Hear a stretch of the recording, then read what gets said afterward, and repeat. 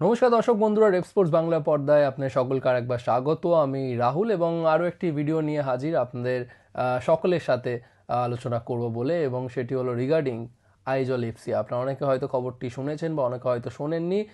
Just কয়েকদিন আগে বা বলতে পারেন এক সপ্তাহ আগে একটি খারাপ খবর আমরা পেয়েছি আমরা ভারতীয় ফুটবল সমর্থকরা। সেটি হলো জামশেদপুর এফসি, অর্থাৎ টাটা গ্রুপের ফুটবল উইং জামশেদপুর এফসি, তারা কিন্তু আর পরবর্তী আইএসএল থেকে আর তারা অংশগ্রহণ করবেন না, ভারতীয় ফুটবলের শীর্ষ লিগে তারা আর অংশগ্রহণ করবে না। সেটি অবশ্যই একটি খারাপ খবর, এবং তারপর আমরা নানা রকম প্রোটেস্ট দেখেছি সোশ্যাল মিডিয়া বা অন রোড, বাট এখনও এরপর কোনো রেসপন্স আসেনি টাটা গ্রুপের থেকে যে whether they will reconsider this decision or not, সেইটা নিয়ে কোনো সিদ্ধান্ত এখনও জানায়নি টাটা গ্রুপ।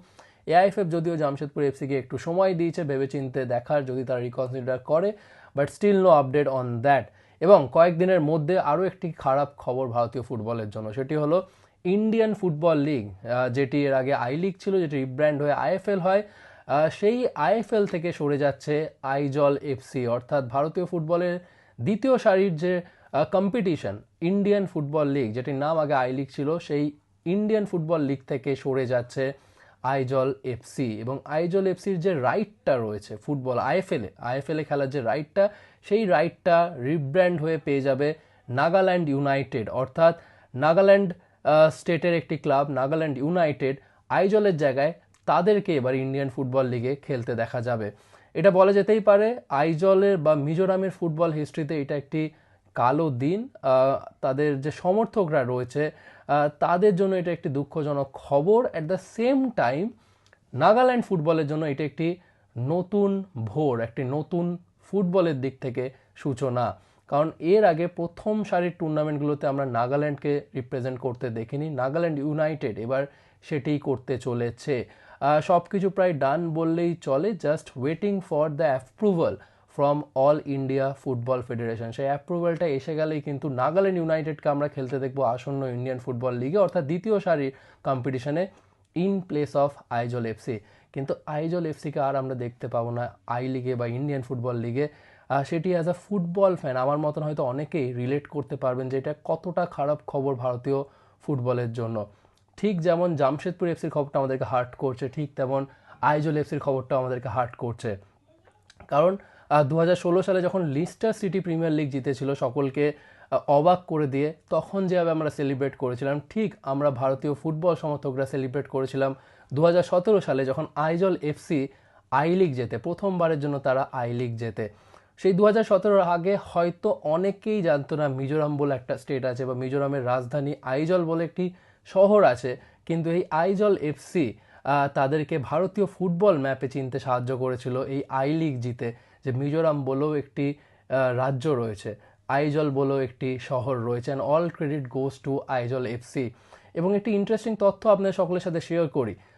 সেই সময় আই লিগে মোহনবাগানে খেলতো সোনি নোডি, এবং সোনি নোডির যে স্যালারি ছিল বা সোনি নোডির পেছনে যে বাজেটটা খরচ করেছিল মোহনবাগান, তার থেকে আর কিছু অর্থ অ্যাড করে একটা বাজেট দিয়ে দল গড়েছিল আইজল এফসি।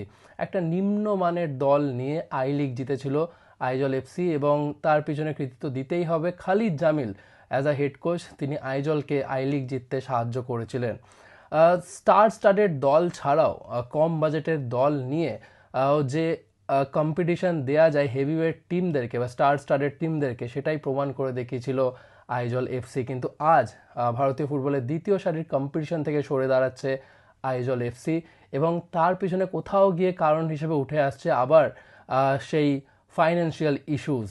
কারণ এবারের ইন্ডিয়ান ফুটবল লিগের স্ট্রাকচারটা একটু চেঞ্জ হয়েছে। এআইএফএ প্রত্যেকটি ক্লাবকে ডিমান্ড করছে 1.25 crore পার্টিসিপেশন ফি, এবং যেটি অনেক ক্লাবই দিতে কিন্তু বিরোধিতা করছে, এবং তাদের মধ্যে অন্যতম হলো আইজল এফসি। এবং তারা এই টাকাটা দিতে না পেরে তাদের তাদের যে আইএফএল খেলার যে রাইটটা রয়েছে, সেই রাইটটা তারা তুলে দিচ্ছে নাগাল্যান্ড ইউনাইটেডের হাতে, অর্থাৎ নাগাল্যান্ডের রাজধানী দিমাপুর।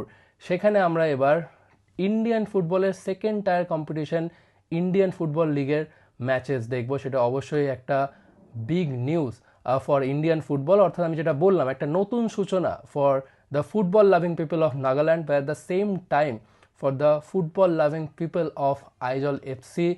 এটা একটা ব্ল্যাক ডে বলা যেতেই পারে, কারণ Aizawl FC played a huge role in Mizoram football. 2017 আগে আমরা ময়দানে অনেক মিজো ফুটবলারকে খেলতে আসতে দেখেছি, আমরা অনেক মিজো ফুটবলারকে আইএসএলে খেলতে দেখেছি, কিন্তু 2017 পর কোথাও গিয়ে সেই যে পাইপলাইনটা তৈরি হয়েছিল মিজোরাম থেকে ফুটবলার উঠে আসায়, ছাংতে, আপুইয়া, সেই নাম্বারটা অনেকটা বেড়ে গেছিলো আইজল এফসি চ্যাম্পিয়ন হওয়ার পর। সুতরাং আইজল এফসি সরে যাওয়াটা আমরা খুব একটা ভালোভাবে দেখছি না ভারতীয় ফুটবল সমর্থকরা। আপনার কি মতামত অবশ্যই জানান কমেন্ট সেকশনে, এবং এরকম আরও অনেক ভিডিও এবং আপডেটের জন্য অবশ্যই চোখ রাখবেন রেভ স্পোর্টস বাংলা পর্দায়। আপনারা যদি মাল্টি স্পোর্ট কাভারেজ দেখতে চান বা ফলো করেন, তাহলে কিন্তু একটাই ডেস্টিনেশন, রেভ স্পোর্টস। আমার বলতে দ্বিধা নেই যে বোধহয় আপনারা জেনে গেছেন, সেটা প্যারিস হোক, গ্লাসগো হোক, ইংল্যান্ড হোক, অস্ট্রেলিয়া হোক, ক্রিকেট হোক, উইমেন্স ক্রিকেট হোক, কমনওয়েলথ গেমস হোক, এশিয়ান গেমস হোক, অলিম্পিক্স হোক, আমরা কিন্তু সব জায়গায় থাকবো এবং আপনাদের জন্য অন গ্রাউন্ড কাভারেজ নিয়ে পৌঁছে যাব। তাই একটাই কাজ করুন, লাইক, শেয়ার আর সাবস্ক্রাইব করে দিন, আর নোটিফিকেশান বেলটা বাজিয়ে দিন। তাহলেই আপনাদের একদম ঘরে পৌঁছে যাবে বেস্ট অলিম্পিক এবং ক্রিকেটের coverage. Like, share and subscribe rev sports Bangla.